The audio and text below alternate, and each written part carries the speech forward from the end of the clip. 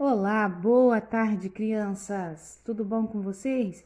Hoje é 10 de agosto de 2020. Hoje iremos estudar português e o assunto é por um mundo mais inclusivo.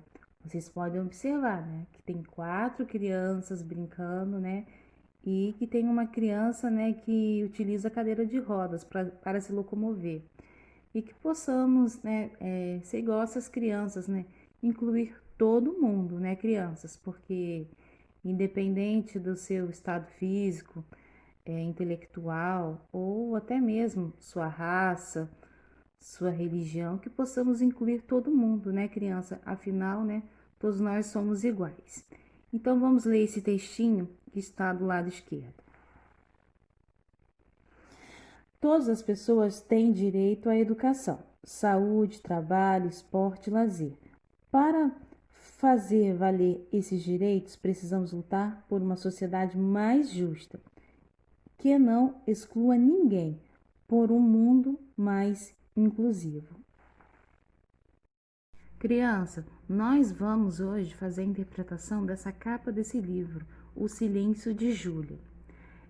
Antes de nós fazermos essa interpretação, a tia Karina vai colocar para vocês a história da Júlia, tá bom, criança? Assistam essa historinha, tá bom? Assistam e escutam essa historinha, tá bom? Silêncio de Júlia, Pierre Coran e Melania Florian. Tradução, Heloísa Pietro. Sábado. O jardim da casa de Júlia é o paraíso dos pássaros. Eles voam sem parar. Júlia os observa. Eles cantam sem parar. Júlia não ouve o canto dos passarinhos.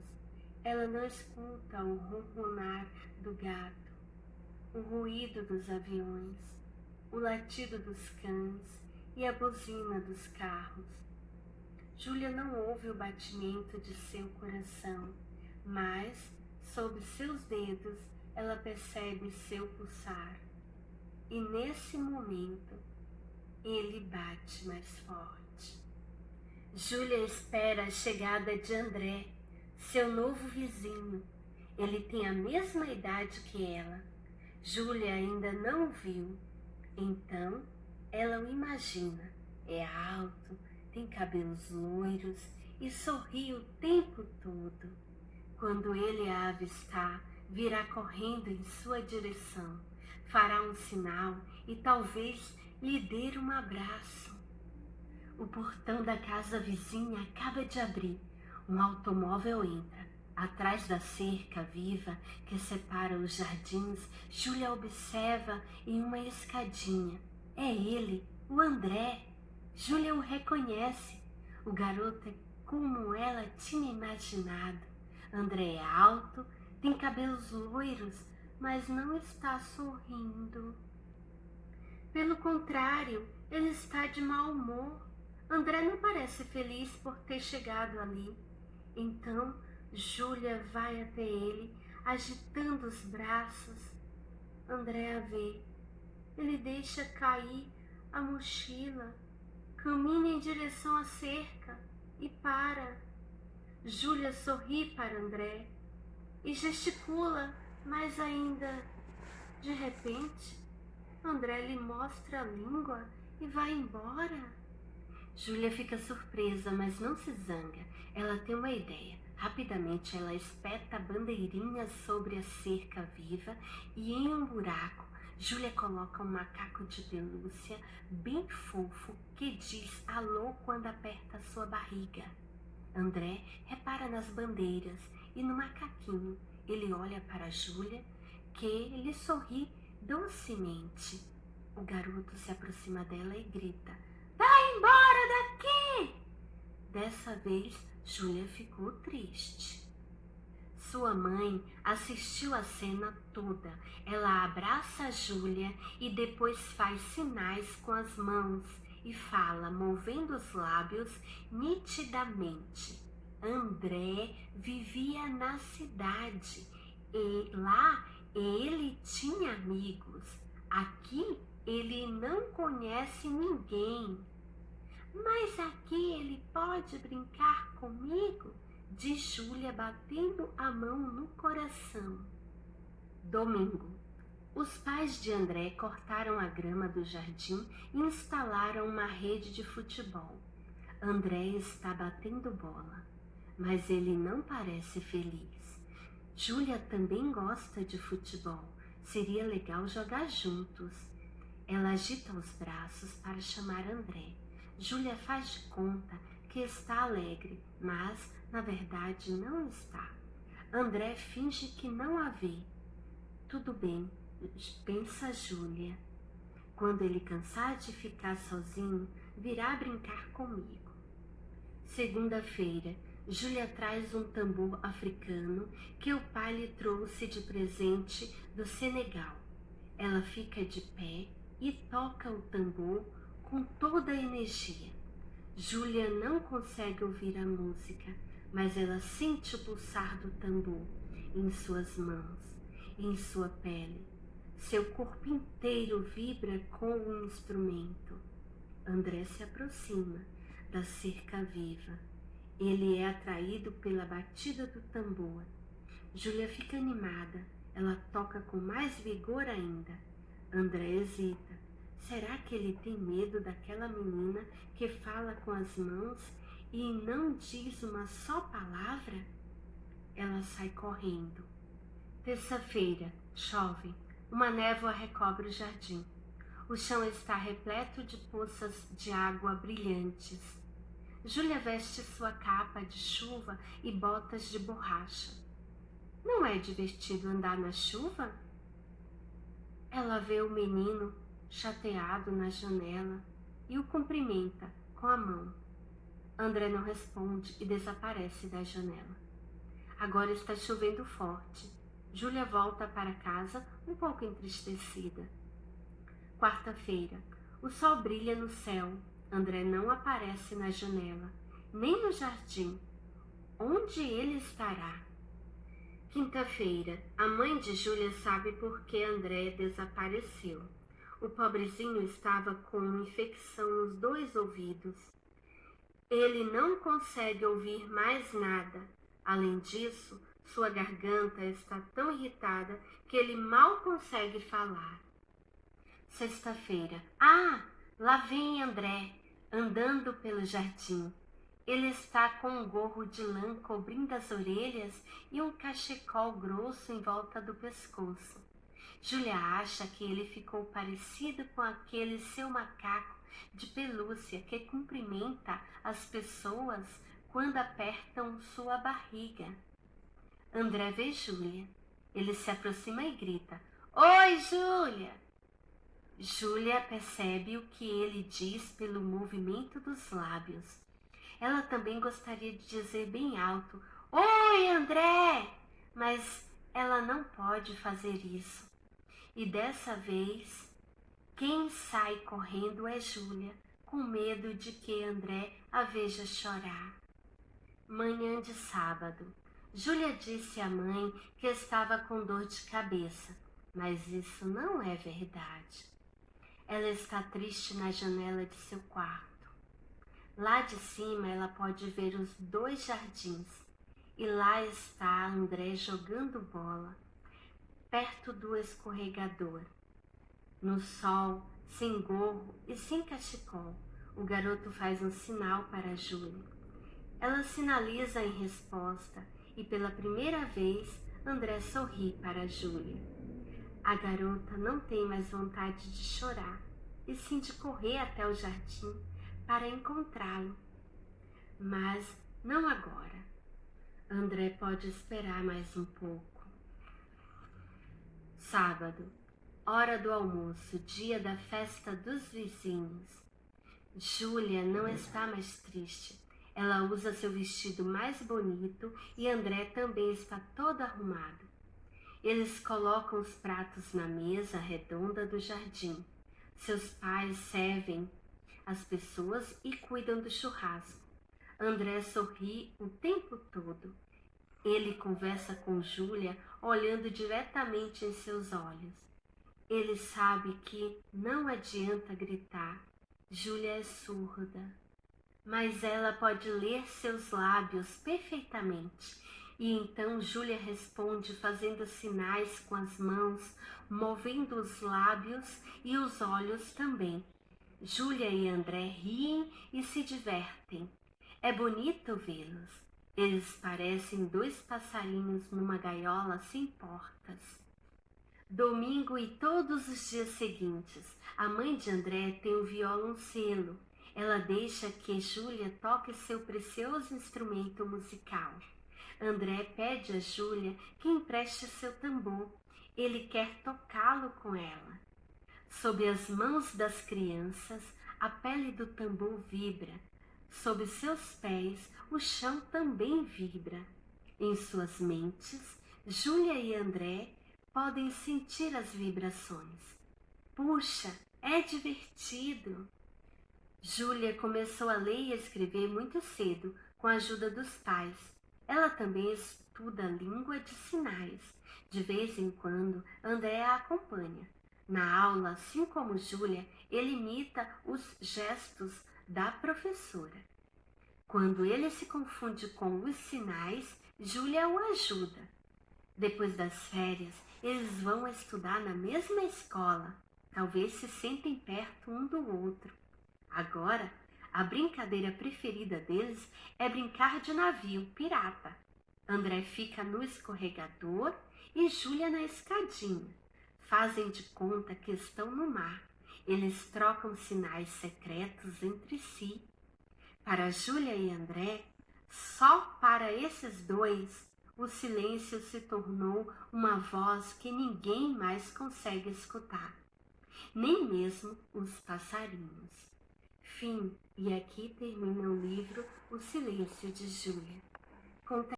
Na página 11 está perguntando o seguinte: qual é o assunto abordado do livro O Silêncio de Júlia? Vocês vão prestar atenção na história, tá bom? A história que eu acabei de passar para vocês. E vocês também podem ler essas informações, tanto aqui da página 11 quanto da página 10. Tá bom, crianças? Que tem as informações necessárias para vocês poderem responder esses questionamentos, tá bom? Então, vocês vão ler com bastante atenção essas perguntinhas. Todas são referentes ao livro O Silêncio de Júlia, tá bom? Mas, na capa, aqui, ó, nessa capa aqui, vocês podem observar, vocês leiam com atenção que vocês vão conseguir responder, tá bom? Por que Júlia não consegue ouvir os sons dos passarinhos, do gato, do cachorro, da buzina e do avião? Por que vocês acham que ela não consegue escutar, crianças? É só vocês prestarem atenção na história que vocês vão saber o motivo, tá bom? Contorne o nome do vizinho de Júlia. Qual o nome? É Marcelo, Paulo, Rafael ou André? Vocês vão circular, tá bom? Para que Júlia e seu novo amigo precisam superar as dificuldades de comunicação? Como é que eles vão superar, crianças? O que é necessário para superar essas dificuldades de comunicação? Crianças, vocês vão colocar aqui para mim, por favor. Aqui na 5, pinte abaixo a imagem que corresponde à expressão do menino que aparece na quarta capa do livro. Aqui, crianças, essa aqui é a expressão dele. Como que vocês acham que ele está? E vocês vão pintar, tá bom? 6. O texto que aparece na quarta capa do livro é chamado de sinopse. Assinale um X, a alternativa correta quanto ao objetivo desse texto. Então, vocês vão ler as duas opções e vão marcar a correta, tá bom? Assinale um X os itens apresentados na quarta capa de um livro que você leu. Então, vocês vão prestar atenção no livro que vocês leram e vão marcar, tá bom? Lembrando que é referente também a essa capa aqui. Vou mostrar para vocês. Essa aqui é aqui, olha. Com as informações que tem nessa capa aqui, olha. É referente também ao livro que vocês já leram, tá bom? Porque o livro tem sempre o mesmo modelo. 8. A que público destinado o livro Silêncio de Júlia? Como você chegou a essa conclusão? Então, crianças, para quem vocês acham que é esse livro? Especificamente, porque assim, é para um adulto? É para uma criança pequena? para uma criança na idade de vocês. O que vocês acham? E vocês vão colocar aqui qual é a conclusão que vocês chegaram, tá bom, crianças? A quarta capa de um livro é um gênero que costuma apresentar a sinopse e as imagens relacionadas ao conteúdo de um livro, com a finalidade de despertar no leitor o interesse pela leitura desse livro. Tá bom? Então aqui está explicando o que é a quarta capa, tá bom, crianças? Agora, crianças, nós vamos estudar um pouquinho sobre a acentuação gráfica das palavras monossílabas tônicas. Então, vamos lá.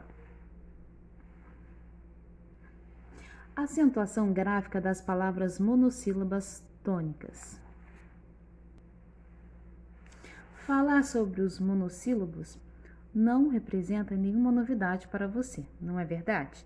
Sim, pois como você sabe, os monossílabos são aquelas muitas palavras que existem na língua portuguesa, constituídas apenas de uma sílaba.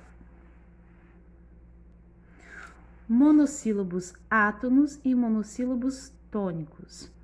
Mas além dessa característica, há aquela que se refere à intensidade pela qual nós pronunciamos os monossílabos.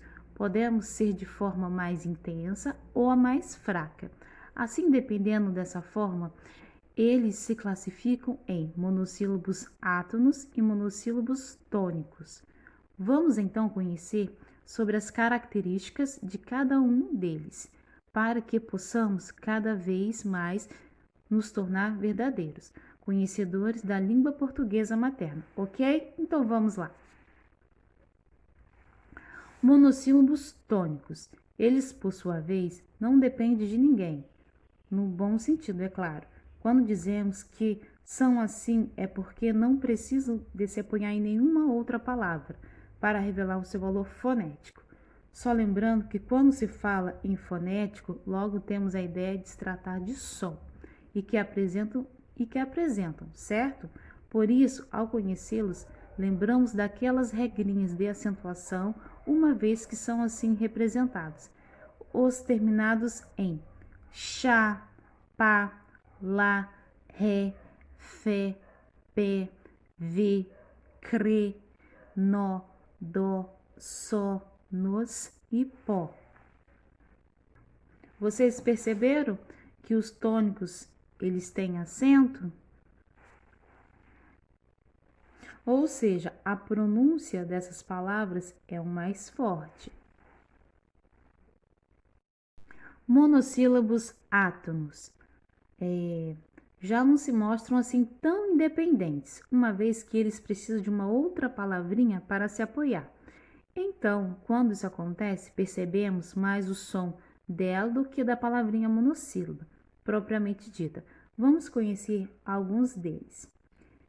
O, os, a, o, as, te, se, lhe, nos, de, em, que, me e etc.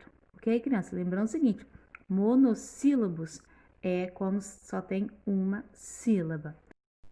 Vamos ver um exemplo. Para que fique mais claro, vejamos o que apresento dentro de uma oração. Dentro de um verbo, tá, criança? Você está triste? Por quê?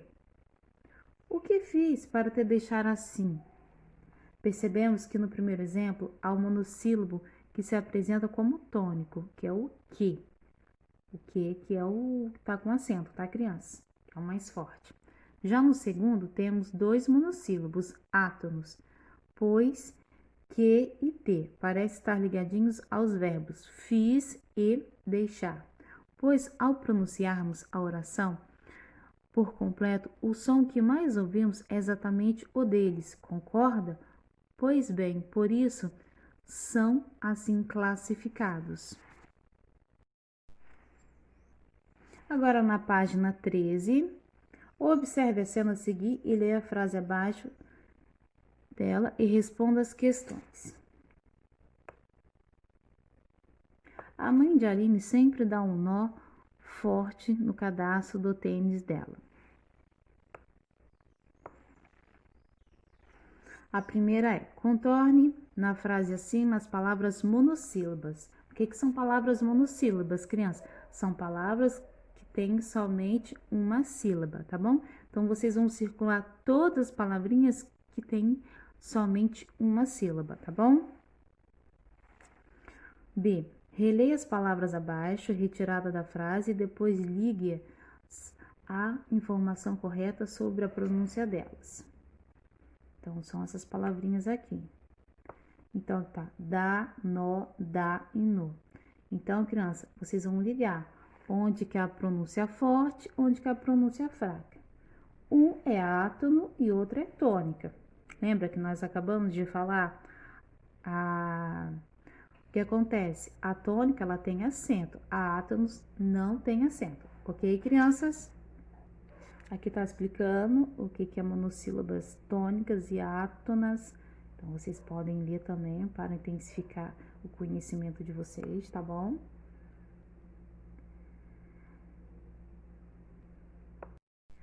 Dois. As palavras monossílabas tônicas, da e nó, da frase da página anterior, receberam acento gráfico. Veja a seguir outras monossílabas tônicas. Então, vocês estão observando, né, crianças? A maioria das tônicas possuem acento, mas tem algumas que não têm acento, tá, crianças? Aqui vocês vão marcar um X, vocês vão ler a pergunta para responder a correta, tá bom, crianças? Aqui tem um pouco mais de informação, vocês podem ler também, para adquirir conhecimentos, tá bom? Acentuação gráfica das palavras oxítonas. Vocês lembram o que é oxítonas, crianças? Acho que sim, né? Tá muito presente na cabecinha de vocês, porque nós estamos sempre fazendo atividades, né? A respeito das sílabas tônicas. Então, vamos lá, vamos ler um pouquinho. Você já sabe que as palavras oxítonas recebem essa classificação por causa da sua posição da sílaba tônica, a última. Mas será que todas as oxítonas recebem acento gráfico? Vamos verificar. Então, vocês estão observando, né, que todas as palavras são oxítonas, né? Vocês observaram? Ok. Marque um X na alternativa que apresenta a classificação das palavras acima de acordo com a posição da sílaba tônica. Só vocês observarem o assunto, tá bom? Observando o assunto, vocês vão saber qual a classificação dessas palavras, se é oxítona, paroxítona ou proparoxítona, tá bom, crianças? Todas as palavras do quadro acima recebem acento gráfico? Sim ou não? É só vocês observarem aqui, crianças.